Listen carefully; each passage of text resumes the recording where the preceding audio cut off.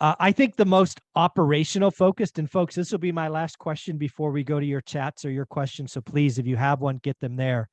I think the most important day-to-day operator is the property manager, right? Who is the face to your tenants?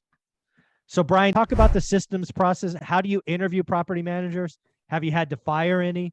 Again, my story is I fired the first 5. So clearly I sucked at interviewing them. Yeah. Because they always tell you what you want to hear. But tell me about property manager systems process. How important is that relationship? All of that. Yeah, I fired my first one. But he led me actually to my next one, which was great. And we actually put together various questions that we asked, right? Interview style questions, particularly, and I think the most important is probably what's their vacancy rate on their portfolio. The other one being, what's their maintenance cost, right? Because property management companies, while collecting your rent is a big part of their business, a big portion of their revenue comes from the maintenance costs and whatever their upcharge on those maintenance costs could be. So it's really good to go through that exercise of asking them and seeing if they'll be transparent and telling you, what they charge on top of whatever said maintenance costs, because you really need to factor that into your expenses, because if they're charging you 20-30% on top of the actual cost, you can end yourself in a bad situation really quick. So cost plus doesn't work. Cost plus, ouch. Absolutely. And you want everybody to make money, right? Don't be the answer also that says, well, you're charging me to charge you 10%. I think that's relative. I think that's fair. And you want them to make money, because if everybody's making money, that's when everybody's happy. Business relationships only work when everybody is making money. So it's just a function of understanding how much money are you making? Does that fit my tolerance? And if so, maybe it's a good relationship. Yeah, that's awesome. And Mike, how about you, property manager, day to day? What's going on? The property manager will make or break your out-of-state investing experience. It's possible they would make or break any investing experience unless you're self-managing. I can't remember which one of you guys said it. No, I think it was you, Mike. You said, you need somebody who's going to drive by and give you the bad news. If your property manager is not willing to tell you when things are suck or breaking down or need to be fixed, or tenants are doing this, that, or the other, if they're not willing to have that hard conversation with you, then you might have to have a hard conversation with them. No problem gets better with time, like Mike said. And so they will make or break your experience. They're going to be the expert on the landlord tenant laws. They're going to be the ones who handle the evictions for you, that process. They're going to be the ones who recommend rents. Obviously, you're going to be involved in that conversation and researching it, but nobody's going to know that market as well as them, hopefully, because they're probably managing significantly more properties than you own. It's your job to be an expert in your market, but you can't be an expert at all things and more experienced than everyone else. So at some point, you're going to have to figure out how to delegate and rely on other trusted professionals. And the number one, in my opinion, is going to be your property manager. They're so much more difficult to find a good one. In every out-of-state investing video I've watched or group I've talked with, everybody always struggles. I can't find a good property manager. I'm struggling to find a good property manager. I've seen people leave markets where they had great cash flowing deals on paper in their spreadsheets in Birmingham, Alabama, for example, because they couldn't find a property manager. They went through 3 of them. And after 2 years in the market, they said, screw it, I'm out. I'm going somewhere else where I have that better relationship. So yeah, they are extremely important on the list. Yeah, there's two things I want to say here. First and foremost, property managers are like salespeople. For the last 5 years, maybe 8 years of my career, my responsibility was hiring salespeople. And property managers are the same thing. Why do I bring that up? They interview great. They all know what you want to hear. They know what you want to hear. So what I strongly suggest you do is you ask them questions they don't expect. The best question I have found is not tell me about the eviction process, because that's a law in the state or city that you live in, right? They can quote it without question. I like to talk about, how do you take care of the good tenants? I've asked that question so many different times, and most property managers stumble because nobody ever asks them about the good tenants. If you know anything about being a landlord, you lose money with turnover. Turnovers are expensive. And if you have high turnover, you're going to lose money. I don't care what the yield is on your deal. So think of a question that they're not expecting and see how they dance. But realize the second part of my question is, it is your responsibility. If this doesn't happen, it's not their problem, it's your problem. Expectation setting. You're the customer. You're cutting the check. You have the right to set expectations. You want a weekly report? Tell them. If it's a problem, they'll tell you. Go somewhere else. You want a Monday call at 9:15? Tell them. If they don't like it, go somewhere else. Your job is to set expectations and then manage to expectations. And then lastly, Brian brought this up. It's not about price. Everybody needs to eat. Don't go for the low cost provider because you're going to get, it's not going to end up well.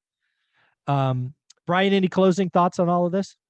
Yeah, I really like that, Mike. I personally, I may be a little more higher maintenance than most, particularly just because I feel like I'm bestowing a lot of responsibility in you and entrusting in you, and I need visibility to certain things and key metrics that I want to look at.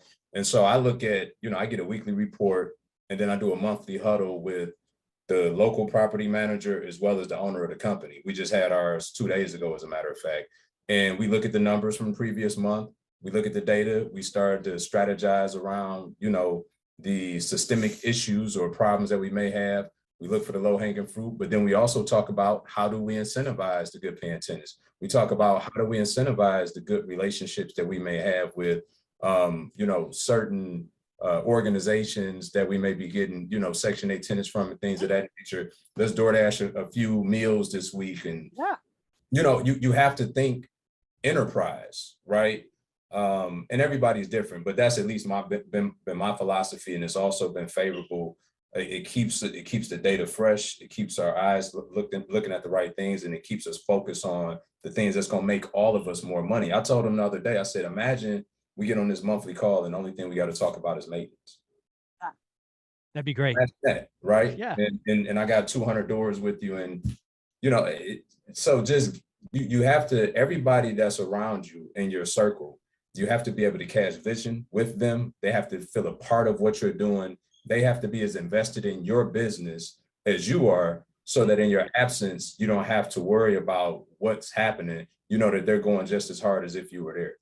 Yeah. And I want to echo something. I don't consider any of that high maintenance. I get a daily report. It's automated, but we worked on it together. I get it's at 5:30 every day, Saturday, Sunday included. I get a daily report on what's going on. I can trend it to last month. I can compare all this stuff. The whole idea of this is set expectations early. If you, during the interview process, don't set the expectations and then they are surprised, that's on you, right? You're the one cutting the check, paying them their fees. Tell them what you want. If you want to call every Friday with the main PM and a monthly call with the owner, tell them up front.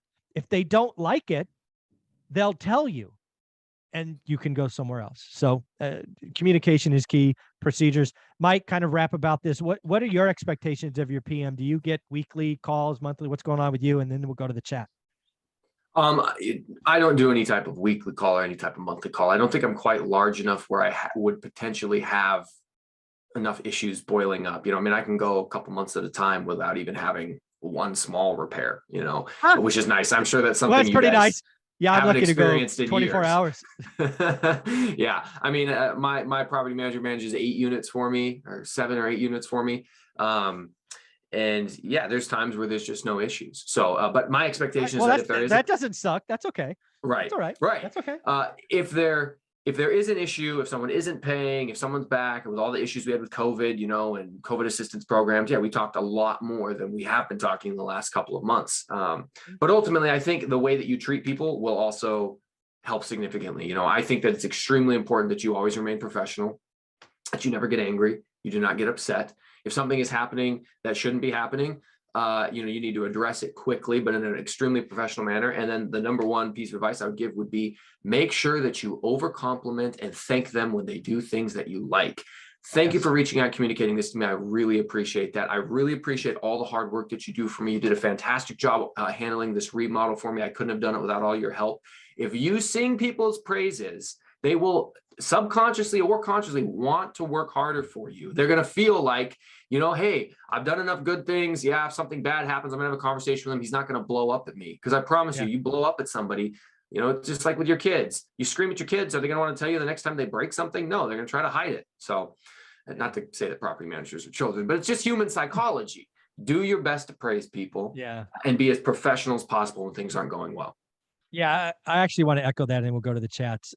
Again, this is a business. This is a relationship. Like Brian said when he opened it, everybody's got to eat, everybody's got to make money, but you have no idea how a thank you, a text, you know, like if you have one main PM contact and you happen to know their birthday, $20 flowers. I mean, it's just, or whatever it is, you know, Uber Eats or whatever, like Brian, just these little things, a Christmas bonus, right? I like to do things off, like instead of a Christmas bonus, maybe I do a Thanksgiving bonus. I like to be different.